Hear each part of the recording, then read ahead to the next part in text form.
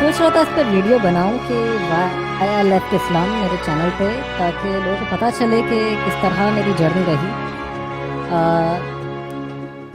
ویسے تو ایک لمبا کویشچن ہے، مطلب کویشچن بہت چھوٹا ہے مگر اس کا جواب کافی لمبا ہے اور بہت زیادہ تحقیق، پڑھائی، بہت ساری چیزیں جو ہیں اس میں شامل ہیں۔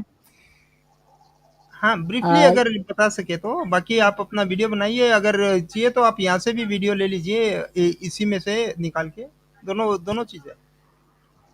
میں ایک اسلامک اسکول میں ہی پڑھا تھا، مطلب ایک اپنی پرسنل انفارمیشن تو نہیں دوں گا سیکیورٹی ہاں ریزنز کی نہیں، وجہ پرسنل سے، پرسنل نہیں سر، مگر پرسنل نہیں،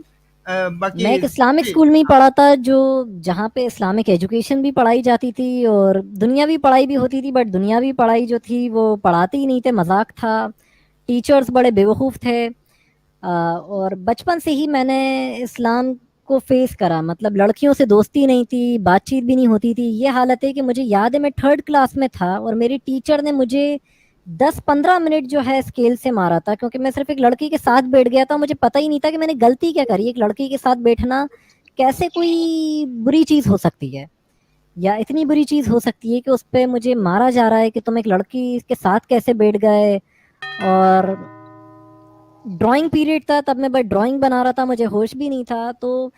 یہ چیز تھی کہ یہ ریلیجن ایسا مطلب سوسائٹی کو برباد کر دیتا ہے۔ پھر جب بڑا ہوا تو یہی ماحول دیکھا کہ مطلب ایک دم ایک ویو اٹھ رہی تھی کہ لوگ ڈاکٹر اسرار احمد کو، مولانا مودودی، ذاکر نائک، ان کو سن رہے ہیں۔ تو میں نے بھی اس ٹائم پہ یہ حالت تھی کہ مذہبی چیزیں پڑھتا ہی رہتا تھا۔ میں نے خود، مجھے یاد ہے کہ میں قرآن پڑھتا تھا اور میں نے تقریباً ہزاروں قرآن جو ہے لوگوں کو فری میں ڈسٹریبیوٹ کرے تھے۔ مطلب میں چاہتا تھا کہ میں اسلام کو اتنا پروپوگیٹ کرتا تھا۔ لوگ کہتے تھے کہ ہم نے کبھی اتنا نیک لڑکا نہیں دیکھا، اس کی تہجد بھی نہیں چھوٹتی تھی۔ میری خود 3-4 سال تک تہجد بھی جو ہے وہ بھی قضا نہیں ہوتی تھی، کہ لوگ جب دیکھتے تھے کہ مطلب کہ یار یہ کوئی گالی گلوچ نہیں کرتا، کسی سے بدتمیزی نہیں کرتا، یہ صرف اپنی یا تو اپنے اسکول کی پڑھائی کرے گا یا تو یہ مسجد میں نکل جائے گا، پھر اس کے بعد بٹ ایک عجیب سوسائٹی تھی، برا بھی لگتا تھا دیکھ کے۔ جب میں دیکھتا کہ لڑکے لڑکی بیٹھے ہوئے ہیں، باتیں کر رہے ہیں، ہنسی مذاق، میں سوچتا میں کس سوسائٹی کا پارٹ ہوں۔ مطلب میں جب دیکھتا کہ کبھی نیو ایئر ہے تو دیکھتا کہ کچھ لوگوں کو، کہ خاص طور سے جو میرے ہندو دوست ہوتے یا دوسری کمیونٹی کے لوگ، کہ وہ جو ہیں مطلب نیو ایئر منانے جا رہے ہیں،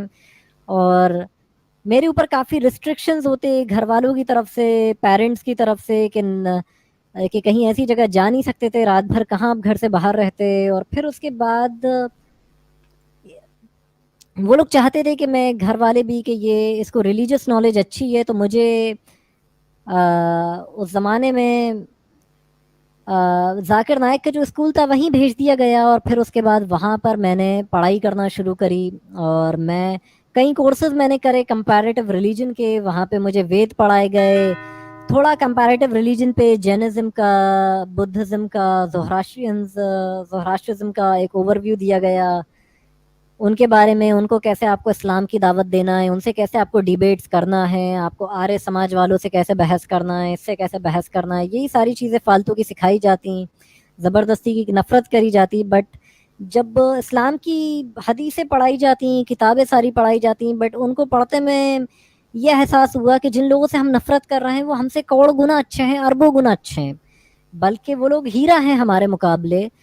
کہ وہ لوگ وقت کے ساتھ آگے جا رہے ہیں، بہت پروگریسو ہیں، اور ہم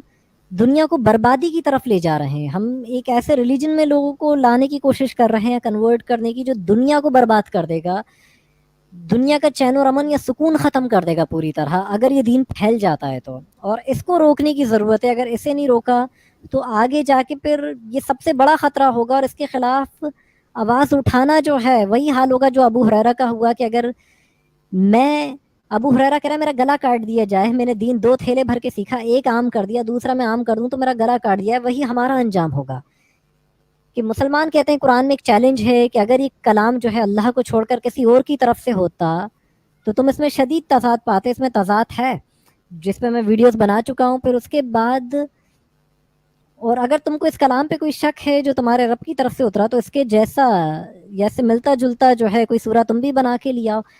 تو مسلمس کہتے ہیں کہ دیکھو یہ معجزہ ہے، اس کے جیسا کوئی دوسرا کلام نہیں بنا سکتا، بنا کے لا ہی نہیں سکتا تھا، آپ اسے مار ڈالتے کہ گستاخ دین ہے. یہ چیلنج ہی ایسا تھا کہ اگر کوئی اسے پورا کرنے کی کوشش کرتا تو آپ اسے مار ڈالتے. یا مسلمز کرائٹیریا کیا تھا کہ یہ چیلنج پورا ہو گیا، آپ اسے ریجیکٹ کر دیتے کہ ہم مانتے ہی نہیں، یہ چیلنج ایسے نہیں ایسے ہونا تھا، یا ماننا چھوڑو اسے مار ہی ڈالتے. مطلب جتنے بھی قرآن نے چیلنجز دیے ان کو پورا کرنے کا مطلب یہ تھا کہ مار ڈالا جاتا، ان کو پورا اٹیمپٹ کر ہی نہیں سکتے تھے. اسلام تب تک ہی چین اور امن کی بات کرتا ہے جب تک طاقت میں نہیں تھا. کہ قرآن کو آپ دیکھ لیں کہ محبت میں جو تمہارے سب سے قریب ہیں وہ ہیں جو عیسائی ہیں، جب اسلام پاور میں نہیں تھا. اے بنی اسرائیل ہم نے تمہیں تمام عالمین کے لوگوں پر فضیلت بخشی، تم پہ مننا اور سلوہ اتارا، یہ وہ، مگر جیسے ہی اسلام پاور میں آیا ہے پھر آپ دیکھ لیں قتال کرو ان سے جو نہیں مانتے ایک اللہ کو، نہیں مانتے اس کے رسول کو، یہاں تک کہ وہ نہیں مانتے اللہ کے حلال کیے کو یا اس کے نبی کے حلال کیے کو حلال، یا نہیں مانتے حرام اس کے حلال کیے اس کے حلال کیے کو یا اس کے نبی کے حلال کیے کو حلال، یہاں تک کہ وہ ایمان لے آئیں یا جزیہ دیں. قتال کرو تب تک جب تک فتنہ باقی نہ رہے اور دین صرف اللہ ہی کا رہ جائے. تو مطلب یہ کیا مطلب ہے کہ آپ کلیئرلی پتہ چل رہا ہے تب تک لوگ ہی جان لو. جزیہ بھی تب تک ہی تھا ٹیکس لینا جب تک آپ لوگوں پر وہ نہیں کرتے، مطلب جب تک ان کو آپ کمزور کر دو فائنینشلی اور پھر انہیں آپ توڑ دو. اور جب آپ کو لگے کہ یار اب تو ہم مسلم پاپولیشن میں بڑھ گئے ہیں، طاقت میں زیادہ ہیں، تو اب ان کو ٹیکس لے کے کیوں ہم نان مسلم سے ٹیکس لیں، ان کو تو بس مارو کاٹو ختم کرو. تو یہ چیز جو ہے یہ بکواس وہ ہوئی ہے.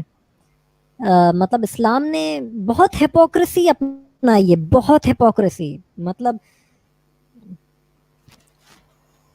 جی اب کیا بولا جائے، مطلب یہ تو آپ لوگ بھی اسی جہنم سے نکلے، تو آپ لوگ بھی اس چیز کو فیس کر چکے ہیں، جن سے میں ہوا، حدیثیں پڑھی، سب دیکھا. بڑا عجیب لگتا کہ ہم نماز میں کیوں ٹائم برباد کر رہے ہیں، خدا کسی کی عبادت کا محتاج نہیں ہے، پھر ہم سے 5 وقت عبادت کیوں کرا رہا ہے، اور ہم نہیں کرتے تو ہمیں جہنم میں ڈال دے گا، کافر ڈکلیئر کر دیتا ہے. کہ کافر میں اور ایک مسلمان میں اتنا ہی فرق ہے کہ کافر نماز نہیں پڑھتا، یہ حدیث ہے پروفٹ محمد کی. تو مطلب